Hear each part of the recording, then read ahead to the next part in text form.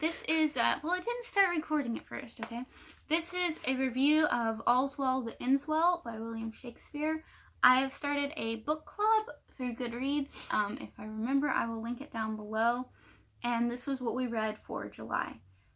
Don't worry, we're reading other things in August. And this was just what I picked for the first month because it was short. So I've got my husband here to do a review with me on this.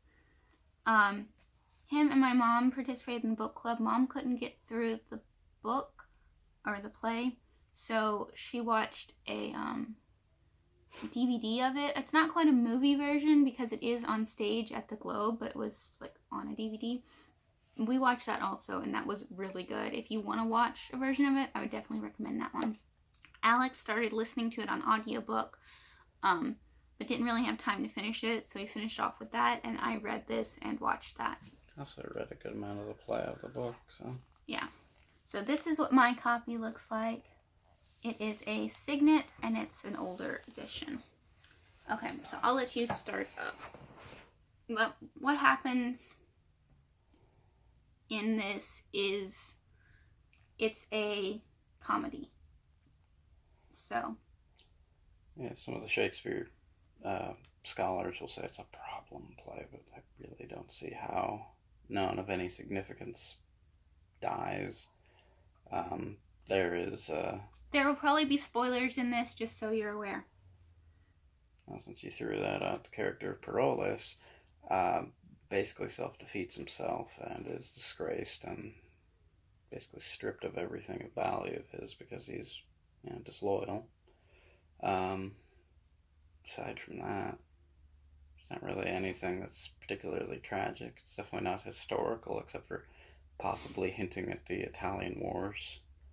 But this is one of those plays you can pretty much transplant into any time period, although I prefer Renaissance period Shakespeare settings. The only way I would say it might be problematic is the way with tragedies and comedies, the way I explain them usually is, in a tragedy, everybody dies by the end. In a comedy, everybody gets married by the end.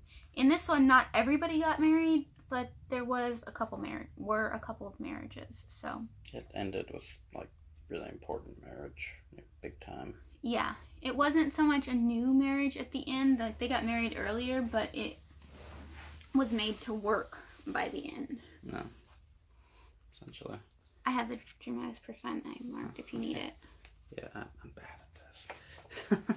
We're both bad at names. Yeah. So what happens is... I don't even know how to summarize it. Because Shakespeare is not... I don't think Shakespeare's capable of having a plot. He has like 20 plots. And then like 10 more subplots in everything. So, there's this character. She is the Countess of Roussillon. Her proper name is never given. Yeah, every time I read that, it's spelled Roussillon. And I had to like pay attention every time I read it because I kept trying to read it as Rassilon from Doctor Who. I love you. And she is the mother to the protagonist, male protagonist, Bertram, who is this young, hot-headed noble who goes off to war in Italy. They're all French. But he goes off to war in Italy. There's a light and it's black lighting. No, okay. I'm already looking fat, I don't care. However, she's also protecting this young orphan named Helena. And Helena has a thing for Bertram. Yeah, she's head over heels for him. The king has suffering from, what did they call it? I don't remember. One of those... Fistula?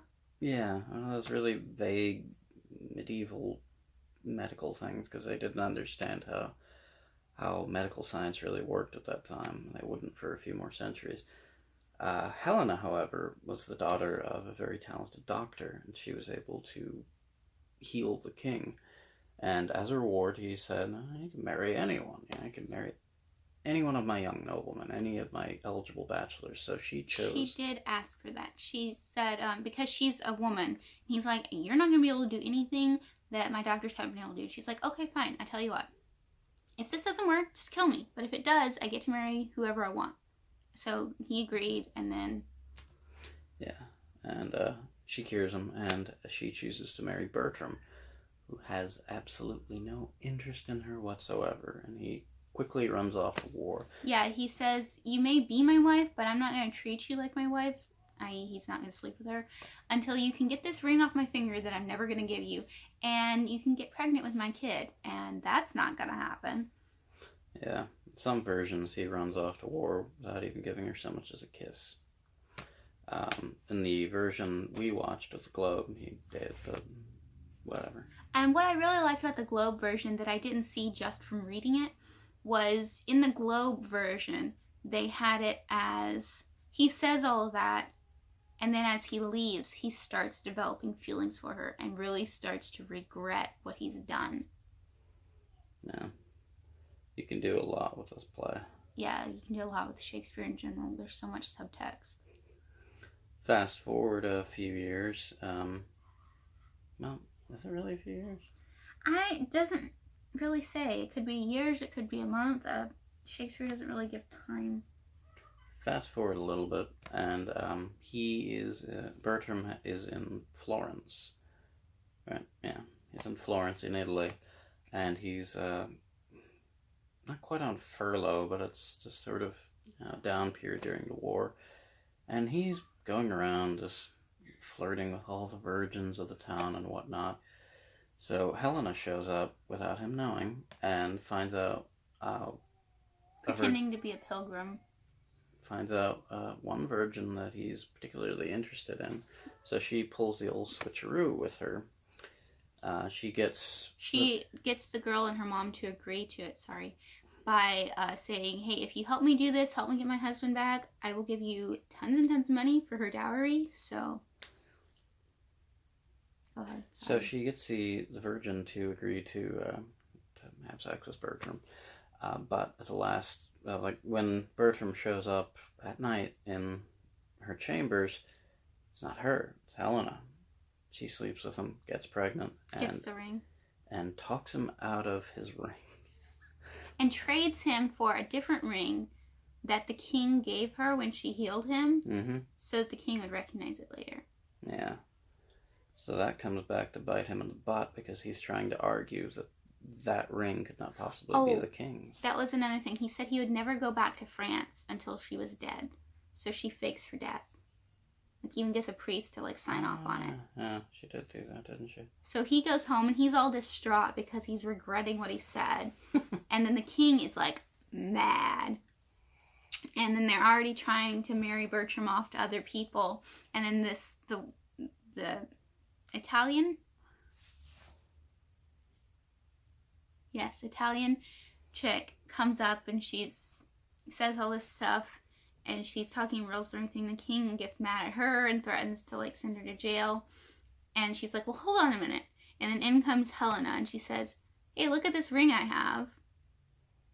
And look at that ring he has. And guess what? I'm pregnant. I'm also legally dead. Yeah, and Bertram's like, yeah, you're not dead. And I was stupid and I'm happy now. And they live happy ever after. There's also some subplots going on.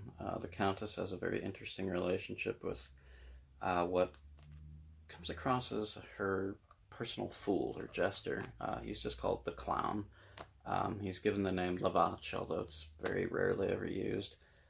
And in Shakespeare's plays, usually these kinds of characters have this ability to talk to people at any level of society, which is how jesters really were. And they also have this...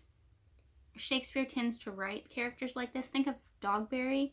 I can't remember for the life of me the play that he's in, but look up Dogberry, where they say stuff and they say the word that totally is the opposite of what they mean.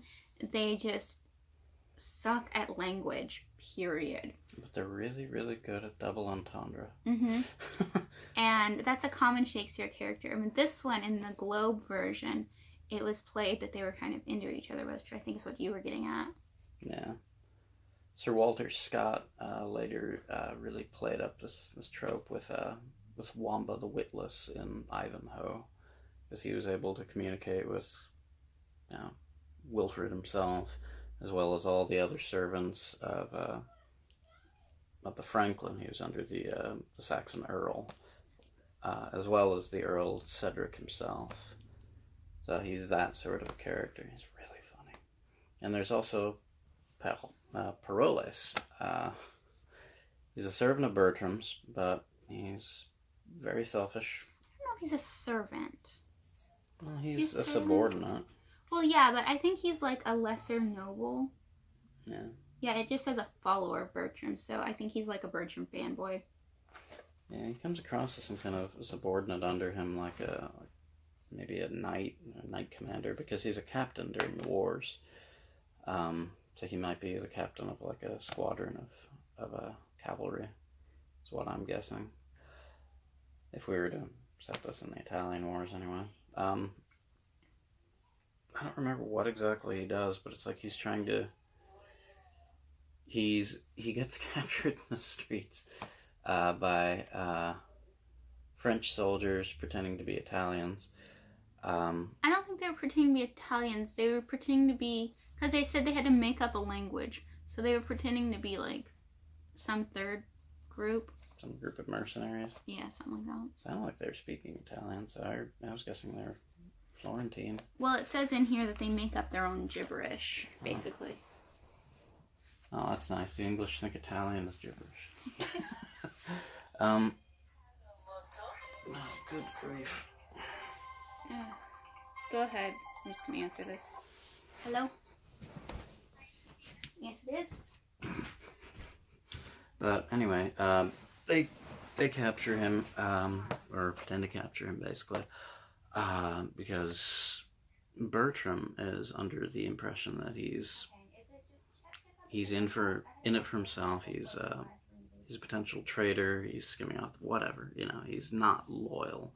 So he's doing this to test his loyalty. And sure enough, he folds under pressure, and with very, very little coercion, he just snaps and gives all of the secret information about like troop movements, troop placements, troop numbers, the names of commanders, names of captains. And for that, Bertram's actually standing there watching all of this happen with some of the rest of his entourage. And they strip him of his titles, and he's left a beggar in Florence. It's really kind of sad, because even though he's just this insufferable character, I really like Parolles, because he's really funny. I think he's kind of relatable in a weird way. Yeah, he's also just... he has a conversation with Helena in Act 1, Scene 2 that's just hysterical, where she's trying to get his advice on how she's a virgin and what she should do about it, and what soldiers' views and whatnot. And he's basically telling her, just go out there and do what you want. Yeah. I think he's also coming on to her. Yeah. Very, very hard. At least in the Globe version. Felt like that in the play, too. Yeah, that's all's well that ends well from my perspective. You got anything else to say? Not really. I do better when you lead the discussion than I butt in, like we were doing. But yeah, it's really good. I recommend it. And if you have trouble reading plays or the Shakespeare, watch a movie version, watch an adaptation, listen to an audiobook. An audiobook with a full cast is great. It's just like seeing the play without seeing it. It's like seeing the play with your eyes closed, if that makes sense. They have one of those on Hoopla that you were listening to. It's quite a good one. My only problem with it was I couldn't keep track of the characters. Although there's a different actor for each one, I was having issues. I don't know why. I guess I'm more visual with play stuff. It's a learned skill to be able to do that. Even I have issues with that sometimes. Hmm. Do you have anything specific to say about the movie we watched? The movie. It was excellent. The costuming was really good. The props were good. I mean, it's the Globe. It's amazing. I liked What? one or two lines they incorporated the audience into. Like they acted like they were talking to them. That was cool. Yeah.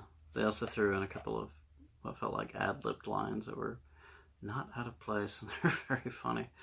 And of course, all the subtle polish was there. the gentleman playing Parolles, he knew how to wield his sword when he's trying to defend himself when he's about to get captured, although he fails miserably because Parolles is, well, he is not a fighter. But he's holding his rapier correctly. He had a pretty good guard stance, just subtle stuff like that. And his expression of fear and that whole, oh no, once he finds out that Bertram's been watching, that was quite good. The gentleman playing Bertram played him as this very kind of awkward, like, I really need to prove myself kind of guy, but I don't know how, and I secretly have no self-esteem. He did that very, very well. It was very layered, very subtle. What about you? No, we pretty much covered it. That's all I can think of. Oh, and Helena was quite good, except she had this expression of just the whole play, and that kind of drove me nuts. I was kind of hoping to see her kind of smirking when she walked out, still alive. That's how I saw it in the play. But overall, I think we both really enjoyed this. If you're not already part of the book club, I would love if you would join. I have a Goodreads link I'll try and post below. The book for August is already picked out. I haven't decided yet if I'm going to do an announcement video or not, but it's on the Goodreads group, so you can tell that way if nothing else. If you have any questions, comments, or opinions about All's Well That Ends Well, we would love to hear them down in the comments. Love to have a discussion. There's also a discussion on the book club page for July's book. And yeah, don't forget to subscribe. And if you like seeing Alex in my videos, you should totally like this video. I'll see you guys next time. Bye.